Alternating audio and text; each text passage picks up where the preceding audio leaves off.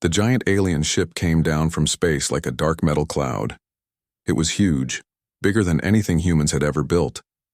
The metal on its surface looked strange, like it was bending the light around it. Admiral Jake Morrison stood on the bridge of Earth's Space Defense Station. He watched the alien ship through the windows. His team had been trying to talk to the aliens for hours, but they did not answer. "Sir, they are talking now," said Lieutenant Amy Carter.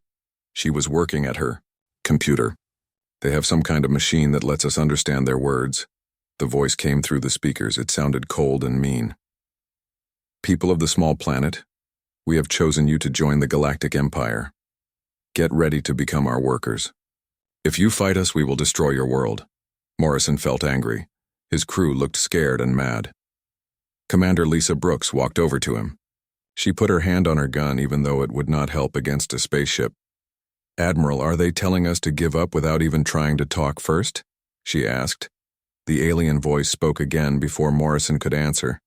"Your people will make good workers. We will take your water and metals. If you give up now, we will let 20 out of every 100 humans live." The bridge became very quiet. Morrison had been a soldier for 30 years. He had seen good times and bad times, but nothing had made him ready for this moment. "Open a radio channel," he said quietly. "Sir?" Carter looked confused. "I said open a channel. Use all the radio bands. Make sure every alien ship can hear me." The radio turned on with a small sound. Morrison stepped forward. His voice was calm and strong when he gave humanity's answer to the Galactic Empire. "This is Admiral Jake Morrison of Earth's Defense Force. Let me tell you something very clear. You are not welcome here. Leave our solar system right now, or we will make you leave." The aliens laughed. It sounded like metal being crushed.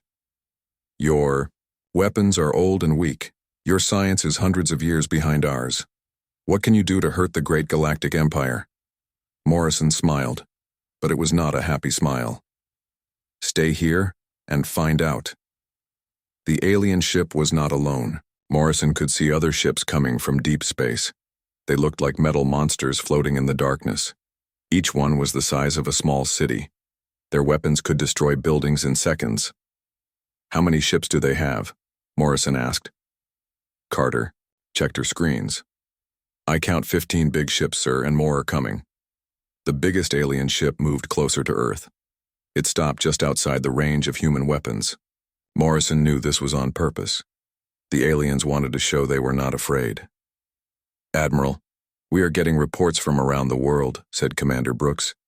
"People can see the ships from the ground. Everyone is scared." Morrison nodded. He understood. For the first time in human history, Earth was being invaded by creatures from another world. But he was not ready to give up. "Send a message to all Earth governments," Morrison said. "Tell them the aliens want us to be slaves. Tell them we said no." The radio operator, a young man named Pete Davis, looked worried. "Sir, what if they really can destroy our planet?" Morrison looked at the alien ships through the window. They were dark against the stars, like holes in space itself. Each one had enough power to kill millions of people. But Morrison had spent his life protecting Earth. He would not stop now. "Pete, do you know what makes humans special?" Morrison asked.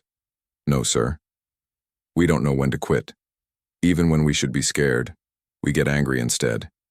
Even when we should run away, we stand and fight." Carter looked up from her computer. "Sir, we are getting messages from the aliens again."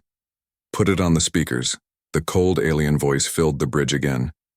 "Humans, you have 1 hour to surrender. After that, we will start destroying your cities.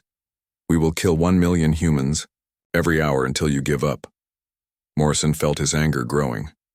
These aliens thought humans were just animals. They thought Earth was something they could take. They were wrong. "Open the channel again," Morrison ordered. "Admiral, maybe we should talk to the president first," Brooks said. "No time," Morrison replied. "These things need to hear from Earth right now." The radio turned on. Morrison's voice went out to the alien fleet and to every human radio on Earth. "This is Admiral Morrison speaking for all humans. We have heard your threats. Here is our answer. Get out of our solar system now. This is your only warning. If you attack any human city, if you hurt any human person, we will destroy every one of your ships." The aliens laughed again. "With what weapons, little human? Your rockets are toys. Your bombs are firecrackers." Morrison's smile got bigger and scarier. "You'll see our weapons soon enough. 1 hour, you said? Fine, you have 1 hour to leave.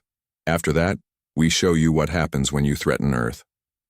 He turned off the radio and looked at his crew. "Contact all military bases on Earth. Tell them to get ready for war." "But sir," Carter said, "how can we fight ships that big?" Morrison walked to the window and looked at the alien fleet. They hung in space like dark stars, waiting to bring death to Earth. But Morrison was not afraid. He had something the aliens did not understand. "Amy, how long have humans been fighting wars?" he asked. "Thousands of years, sir. And how many times have we lost a war because the enemy was bigger and stronger?" Carter thought about it. "Sometimes we lose battles, but humans always find a way to win in the end." Exactly. These aliens think size and power are everything. They're about to learn that humans are the most dangerous things in the galaxy when someone threatens our home. The hour was almost up. Morrison could see the alien ships getting ready to attack. Their weapons were charging up, glowing like angry red eyes. "All stations, prepare for battle," Morrison said into his radio. "This is not going to be easy. But remember, we are fighting for our families, our friends, and our world. No alien empire is going to make slaves out of humans. Not today, not ever." The first alien ship moved toward Earth. The war for humanity's freedom was about to begin. 3 hours after Admiral Morrison's warning, the alien empire showed they did not care about human words. Smaller alien ships started flying toward Earth's biggest cities. Each ship was as big as a city block. They had bright energy weapons that could destroy tall buildings in seconds. In Washington, D.C., President Helen Martinez walked back and forth in the crisis room. The room was full of military leaders and scientists. Everyone looked worried and angry. General Tony Walsh stood at a big computer screen showing where all the alien ships were. "They are testing us," Walsh said with a serious face. "They want to see what we will do. They are staying far enough away so our missiles cannot reach them." Dr. Susan Clark was the boss of Earth's most secret science projects. She cleared her throat to get attention. "Mrs. President, there is something you need to know. Something we have been building for 15 years. President Martinez stopped walking. "What kind of something, Doctor?" "The kind that can make Admiral Morrison's threat real." Everyone in the room became quiet. Dr. Clark turned on a special computer tablet. Her hands were shaking a little as she opened files that were marked top secret. Most people in the room had never seen files this secret before. "We started Project Prometheus when we first heard signals from outer space," Clark said. "We knew aliens might come someday. We have been getting ready." The big screen changed to show a huge underground building hidden under the Rocky Mountains. In Colorado, the building went very deep into the earth. It had long hallways and big rooms that seemed to go on forever. "What am I looking at?" Martinez asked. "The future of human war," Clark said. "We have turned the laws of science into weapons, Mrs. President. Every scary idea our smart people could think of, we made it real." General Walsh moved closer to the screen. He looked like he did not believe what he was hearing. "Susan, are you saying we have weapons that can fight ships that big?" "I am saying we have weapons that can change how space and time work," Clark said quietly. "The question is not if we can fight them. The question is if we are ready for what happens when we show the galaxy what humans can do when we are angry." Just then the first alien ship attacked. It shot a bright beam of energy at downtown Los Angeles. A 20-floor office building turned to dust in seconds. The attack was careful and exact. The aliens wanted to show their power without killing too many people yet. President Martinez watched the destruction on the TV news. Her face got harder and angrier with each second. When she finally spoke, her voice carried all of humanity's rage. "Dr. Clark, I want all your weapons ready in 6 hours. General Walsh, get our normal military ready too, and someone call Admiral Morrison." "What should I tell him, ma'am?" her helper asked. "Tell him it is time to show these aliens why humans do not make good slaves. Back in space, Admiral Morrison watched the alien attack on his screens. He felt sick seeing the building destroyed, but he also felt something else. He felt proud of how humans were acting. All around the world, people were not running away or crying. They were getting angry and ready to fight. "Admiral, we are getting calls from every country on Earth," said Commander Brooks. "Everyone wants to know what we are going to do." Morrison looked at his crew. These were good people who had joined the military to protect Earth. Now they had the biggest job in human history. "Tell every country the same thing," Morrison said. "Tell them we are going to fight. Tell them humans do not bow down to bullies no matter how big they are." Lieutenant Carter looked up from her computer. "Sir, the aliens are sending us another message." "Let me hear it." The cold alien voice came through the speakers again. "Humans, you have seen our power. That building had 300 people inside. Now they are gone. Surrender now or we will destroy a building every hour. Soon we will destroy whole cities." Morrison felt his anger burn hotter. These aliens thought they could scare humans by hurting innocent people. They did not understand what they had just done. "Open a channel to the alien ships," Morrison ordered, "and patch me through to every radio and TV station on Earth. Everyone needs to hear this." The radio turned on. Morrison's voice went out to the aliens and to every human on the planet. "Aliens of the so-called Galactic Empire, you just made the biggest mistake in your history. You hurt innocent people to try to scare us. But humans do not scare easily. When you attack our cities, when you hurt our people, you do not make us weak. You make us dangerous." Morrison paused and looked out at the alien ships. Every human who died in that building had a family, had friends, had dreams. You took that away from them. Now every human on Earth wants to take something away from you. The alien voice laughed again. "What can you take from us, little humans? We have conquered 1,000 worlds. Your planet will be just one more." Morrison's smile was cold and scary. "We are going to take your ships, we are going to take your weapons, and we are going to take your belief that you can push around anyone you want. In a few hours you will learn why Earth is different from those 1,000 worlds you conquered." He turned off the radio and looked at his crew. "Contact Dr. Clark. Tell her we need those secret weapons ready now. The aliens want to play rough. Let's show them how humans play." Down in the secret base under Colorado, Dr. Clark and her team were working faster than they ever had before. Machines that looked like art more than weapons were powering up. These machines could do things that most scientists thought were impossible. "How long until we are ready?" Dr. Clark asked her chief scientist, Dr. Ben Hayes. 2 more hours, Hayes said. "But Mrs. Doctor, once we use these weapons, there is no going back. Every alien in the galaxy will know what we can do." Dr. Clark watched the news showing more alien ships moving toward Earth's cities. She thought about all the innocent people who might die if they did not act fast. "Good," she said. "Maybe if they know what we can do, they will think twice before attacking other planets too." The machines hummed louder as they charged up. Soon the aliens would learn that humans had been planning for this day. They would learn that Earth was not helpless, and they would learn that when you threaten human families, humans become the most dangerous thing in the galaxy. The war was about to change in ways the Galactic Empire could never imagine. The first sign that Earth was not helpless came when the biggest alien battleship suddenly stopped working. Every system on the ship died at the same time. The lights went out, the engines stopped, even the air stopped moving.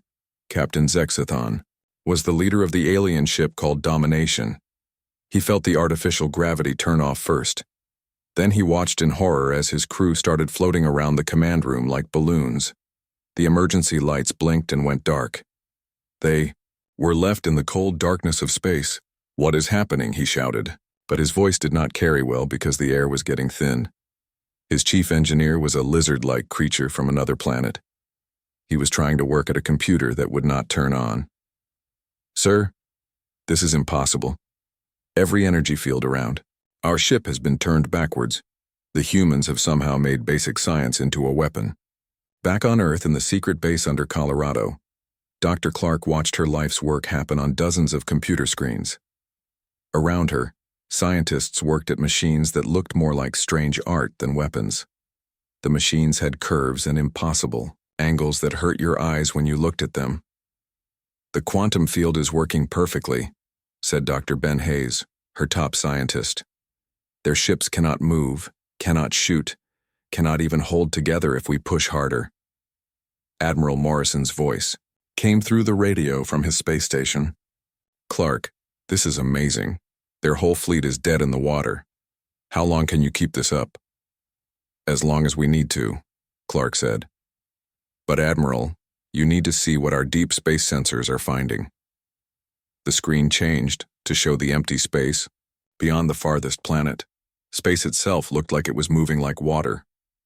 Through those ripples came more ships, dozens of them. Each one was bigger than the first group. "The Empire's backup ships," Morrison said seriously. "How many?" 47 ships, said Lieutenant Amy Carter from the space station. "Admiral, some of these ships are as big as small moons." Dr. Clark smiled, but it was not a nice smile. She started turning on systems that had never been tested except on computers. "Let them come. It is time they learned what humans do to bullies." She turned to her team. Each person represented decades of the most advanced science humans had ever created. "Turn on the Prometheus array. Full power." "Ma'am," Dr. Hayes said quietly, "if we do this, we cannot take it back. Every alien species in the galaxy will know what we can do." "Good," Clark said. "Maybe they will think twice before threatening us again." The hidden base under Colorado began to hum with power that should not have been possible. All across Earth, similar bases came online. Each one was proof of human smartness and the absolute refusal to be conquered. In space, the alien reinforcement fleet suddenly found themselves facing something no species in galaxy history had ever seen. They were fighting a race that had learned to make war against the laws of science itself. Commander Vexmore led the second alien fleet. He was an old warrior who had conquered 50 planets. He looked at his screens showing the first fleet floating, helplessly in space. "What happened to them?" he asked his crew. "Unknown, sir," said his science officer. "All their ships just stopped working, like reality itself turned against them." Vexmore laughed. "Impossible. Ready our weapons. We will show these humans real power." But as his fleet moved closer to Earth, strange things started happening. The metal walls of his ship began to bend in ways that hurt to look at. The air started tasting different. His crew members began feeling sick. "Sir, our reality sensors are going crazy," the science officer said with panic in his voice. "The humans are changing the basic rules of physics around us." On Earth, Dr. Clark watched the alien fleet struggle against her weapons. "Increase power to Section 7. Let's see how they like having their atoms rearranged." "Target the big ship in the center," Admiral Morrison said through the radio. "That's their command ship." Dr. Hayes worked at his strange machine. "Quantum torpedoes ready. These will actually travel backwards through time to hit them before we fire them." "Do it," Clark ordered. The weapon fired, but there was no flash or explosion. Instead, space around the alien command ship simply changed. The ship tried to move forward but started moving backward. It tried to turn left but spun right. Its weapons fired at empty space while trying to aim at Earth. Commander Vexmore felt his ship shaking apart around him. "This is impossible. How are they doing this?" His engineer, a blue-skinned creature with 4 arms, was working frantically. "Sir, they have weaponized quantum mechanics. They are making our ship exist in multiple realities at once. Can we fight back? We cannot even understand what they are doing to us." On the space station, Admiral Morrison watched the alien fleet tear itself apart. "Dr. Clark, you are a genius. Their ships are fighting against themselves." "This is just the beginning," Clark said. "Dr. Hayes, activate the reality bombs." Hayes pressed a button that looked like it was made of liquid light. Reality bombs away. In space, 5 of the biggest alien ships simply stopped existing. They did not explode. They did not break apart. One second they were there, and the next second they had never been there at all. Even the light they had given off disappeared from the past. The remaining alien ships tried to run away, but they found they could not move. Dr. Clark's weapons had trapped them in bubbles of twisted space-time. "Sir, we surrender!" Commander Vexmore sent a desperate message to Earth. Please stop, we give up. Admiral Morrison looked at Dr. Clark through the video screen. What do you think? Should we accept their surrender? Clark thought about the innocent people who had died in Los Angeles. She thought about the aliens' threat to make humans into slaves. She thought about every species the Galactic Empire had conquered and enslaved. Send them a message, she said. Tell them they have 5 minutes to leave our solar system. Tell them if any Empire ship ever comes back, we will erase them from history itself. And if they do not leave in 5 minutes? Clark's smile was cold as winter. Then we show them what happens when you threaten human children.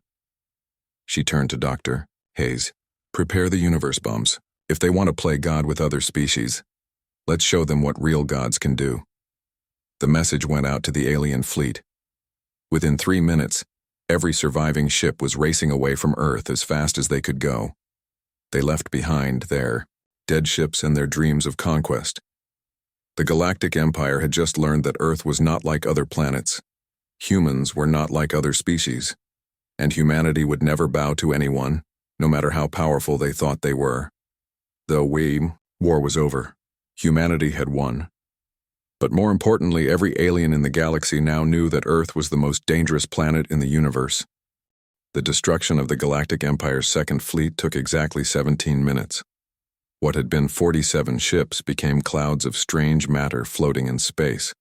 Their crews never understood what had torn them apart at the smallest level. Emperor Corvin heard the bad news in his throne room on the capital world of Imperius Prime. This planet had seen 10,000 different species bow down to its power. The messenger was a bug-like creature from the outer colonies. It was shaking with fear as it spoke. Your Imperial Majesty, the Earth system has been declared a no-go zone by our fleet command. We lost 93 ships and over 2 million soldiers. The Emperor had lived for 300 years and conquered half the galaxy. But now he felt something he had not felt in decades. Real fear. How? He asked simply. They turned science into weapons, my lord. Our smart people say it should be impossible. But they made space itself fight against our ships. Meanwhile, on Earth, President Martinez stood before Congress and the United Nations. Her words were being sent to every human settlement from Luna City to the mining colonies in the asteroid belt. Today, humanity sent a message to the galaxy, she said. Her voice reached billions of listeners. We will not be conquered. We will not be slaves. We will not bow to any empire, no matter how big or powerful they think they are. The response from space came within hours, not another attack, but a formal message from the Galactic Empire itself. Admiral Morrison was now serving as Earth's first director of galactic affairs. He read the message out loud to the leaders of humanity. To the humans of Earth. The Galactic Empire now recognizes your independence and asks for formal diplomatic relations. We take back all claims to your system and offer trade agreements and technology sharing. Dr. Clark was sitting at the conference table with her hands folded. She could not stop a bitter laugh. How quickly they change their tune when they realize we can unmake their ships at the quantum level. What should our answer be? Asked General Walsh. Morrison set down the message and looked around the room. These faces represented every nation on Earth. These were people who had watched their cities burn. They had seen their neighbors threatened with death. They had witnessed humanity's darkest hour. Our answer, Morrison said clearly, is simple. The Galactic Empire is banned from this system. Forever. Any Imperial ship that comes into our solar system will be destroyed without warning.